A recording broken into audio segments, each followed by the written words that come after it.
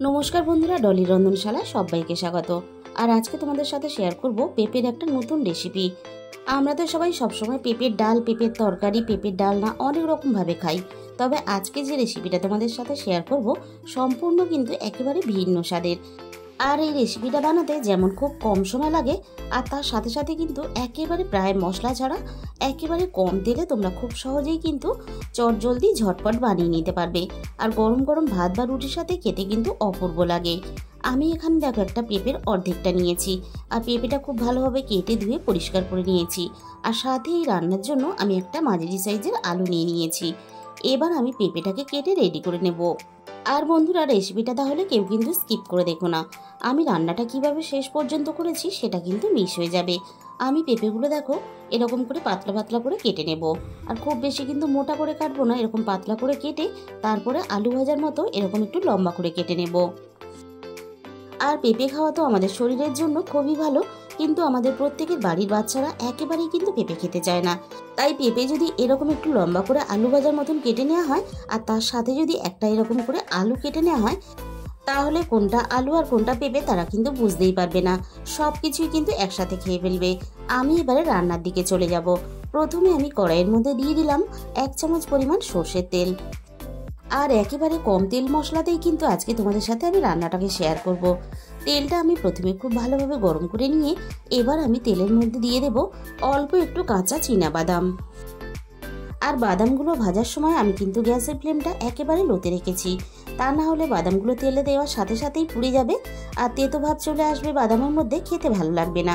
বাদামগুলো নাড়াচাড়া করে আমি মিনিট খানেকের মতো খুব ভালোভাবে ভেজে নিয়ে এবারে আমি বাদামের সাথেই দিয়ে দিলাম অল্প একটু বড়ি। আর এই রান্নাটা আমি যেহেতু পুরোপুরি নিরামিষভাবে করব, তাই আমি এই রান্নাতে মটর ডালের বড়ি ব্যবহার করলাম। তোমরা ইচ্ছে করলে তোমাদের সুবিধা মতো যে কোনো ডালের বড়ি কিন্তু এই রান্নাতে ব্যবহার করতে পারবে। বাদাম বড়ি সব কিছু একসাথে বেশ লালচে করে আমি ভেজে নিয়েছি। এবার আমি সমস্ত বড়ি আর বাদাম একসাথে আমি কড়াই থেকে তুলে নেব। বড়ি বাদামগুলো তুলে নেওয়ার পরে আবারও আমি কড়াইয়ের মধ্যে 2 চামচ পরিমাণ সর্ষের তেল দিয়ে দিলাম। তেলটা আমি খুব ভালোভাবে গরম করে নিয়ে এবার আমি তেলের মধ্যে ফোড়নে দিয়ে দিলাম অল্প একটু কালো জিরে। আর কালো জিরের সাথে আমি ফোড়নে দিয়ে দেব একটা শুকনো লঙ্কা কুচি। কালো জিরে আর শুকনো লঙ্কা ফোড়ন দিয়ে যে কোনো সবজি ভাজলে স্বাদ ও গন্ধ দুটোই কিন্তু খুব ভালো লাগে। ফোড়নটাকে আমি খুব ভালোভাবে ভেজে নিয়েছি, আর ফোড়ন থেকে সুন্দর একটা মিষ্টি গন্ধ বেরিয়ে আসার সাথে সাথে এবার আমি কেটে রাখা সমস্ত পেঁপেগুলো ভাজার জন্য তেলের মধ্যে দিয়ে দেব।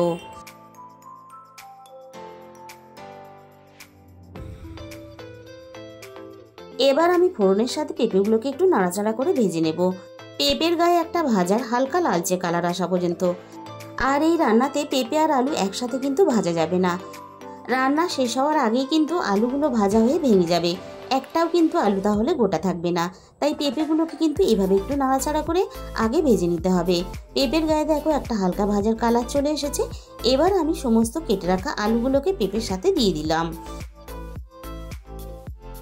এবার আমি আলু আর পেঁপে একসাথে নাড়াচাড়া করে মিনিট 2 মতো খুব ভালোভাবে ভেজে নেব। আলু আর পেঁপে একসাথে নাড়াচাড়া করে ভেজে নিয়ে এবার আমি রান্নার মধ্যে স্বাদ মতো লবণ দিয়ে দিলাম, আর সাথে আমি দিয়ে দেব অল্প একটু হলুদ গুঁড়ো। আলু আর পেঁপে এইভাবে হালকা করে একটু না ভেজে যদি প্রথমেই আমরা লবণটাকে দিয়ে দিতাম, তাহলে কিন্তু আলু পেঁপে কড়াইয়ের মধ্যে বসে যেত আর আলু আর পেঁপেটাকে খুব ভালোভাবে ভাজে যেত না।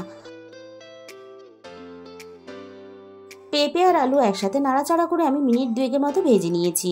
আলু আর পেঁপে যাতে ভালোভাবে নরম হয়ে যায়, তার জন্য আমি গ্যাসের ফ্লেমটা একেবারে লোতে দিয়ে 2 মিনিটের মতো আমি ঢাকা দিয়ে দিয়েছিলাম।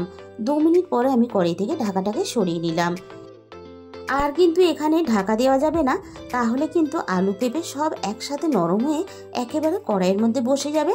তাহলে আলু আর পেঁপে কিন্তু একসাথে ভালোভাবে ভাজা যাবে না, সব কিছু একসাথে নরম হয়ে গিয়ে একেবারে ঘন্ট হয়ে যাবে।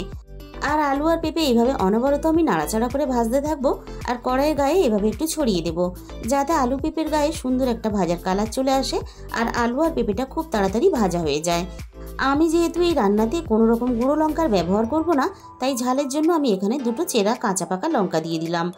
এইভাবে অনবরত নাড়াচাড়া করে ভাজতে থাকবো আর কড়াইয়ের গায়ে ছড়িয়ে দেব। পেঁপে আলু আমি একসাথে নাড়াচাড়া করে সব কিছু খুব ভালোভাবে ভেজে নিয়েছি। আর দেখো একটাও কিন্তু আলু ভাঙেওনি আর পেঁপেও কিন্তু একটাও ভেঙে যায়নি। এবার আমি তোমাদের দেখিয়ে দেবো, দেখো পেঁপেগুলো খুব ভালোভাবে কিন্তু ভিতর থেকে সিদ্ধ হয়ে গেছে। এবার আমি রান্নাতে অল্প একটু স্বাদ মতো চিনি দিয়ে দিলাম। যেহেতু পেঁপে তাই অল্প একটু স্বাদ মতো চিনি দিলে তাহলে খেতে ভালো লাগবে। তবে কিন্তু খুব বেশি পরিমাণ চিনি দিলে তাহলে আলুটা মিষ্টি হয়ে যাবে, রান্নাটা খেতে ভালো লাগবে না। তবে তোমরা যদি একান্তই চিনি দিতে না চাও তাহলেও কিন্তু কোনো সমস্যা নেই। চিনিটাকে আমি নাড়াচাড়া করে সব কিছুর সাথে মিশিয়ে ভেজে নিয়েছি। এবার আমি ভেজে রাখা বড়িগুলোকে রান্নার মধ্যে দিয়ে দেব আর বড়িগুলোকে এভাবে হাত দিয়ে একটু গুঁড়ো করে দেব। বড়ি আর ভাজা বাদাম আমি একসাথেই রান্নার মধ্যে দিয়ে দিলাম। অল্প একটু ভাজা বাদাম আর এইভাবে অল্প একটু বড়ি ভেজে রান্নাতে দিলে তাহলে কিন্তু খেতে খুব ভালো লাগে। আমি সব কিছু আবারও একসাথে নাড়াচাড়া করে খুব ভালোভাবে মিশিয়ে দিলাম। এবার আমি রান্নার পরিমাণ বুঝে হাফ চামচেরও কম দিয়ে দিলাম এখানে জিরে গুঁড়ো। যে কোনো ভাজাতে অল্প একটু সামান্য পরিমাণ সব শেষে ভাজা জিরের গুঁড়ো দিয়ে এভাবে নাড়াচাড়া করে ভেজে নিলে তাহলে কিন্তু আলাদা একটা রান্নার মধ্যে স্বাদ আসে। আর এইভাবে আলু পেঁপে ভেজে তোমরা যেমন গরম গরম ডাল ভাতের সাথে খেতে পারবে, তেমনই কিন্তু রাতে রুটি বা পরোটার সাথে সব কিছুর সাথেই খেতে পারবে। তাহলে বন্ধুরা আজকের এই রেসিপিটা ভালো লাগলে একটা ভিডিওতে লাইক করে দিও আর নিজেদের বন্ধুদের মধ্যে শেয়ার করে দিও। আর আমার চ্যানেলে যে সমস্ত নতুন বন্ধুরা এখনো পর্যন্ত আমার চ্যানেলটাকে সাবস্ক্রাইব করোনি, এরকম নতুন নতুন সহজ রেসিপি পেতে আমার চ্যানেলটাকে সাবস্ক্রাইব করে পাশে থাকা বেল আইকনটা ক্লিক করে অল করে দিও। তাহলে আমি যখনই কোনো নতুন রেসিপি আপলোড করব সবার আগে তোমার কাছে পৌঁছে যাবে। আর তার সাথে সাথে আমার চ্যানেলটাকে হাইপ করে দিও, যাতে আমি তোমাদের সাথে আরও নতুন নতুন রেসিপি শেয়ার করতে পারি। আর তোমাদের মূল্যবান সময় দিয়ে আমার এই রেসিপিটা শেষ পর্যন্ত দেখার জন্য তোমাদের সবাইকে অসংখ্য ধন্যবাদ। আজকে তাহলে এই পর্যন্ত।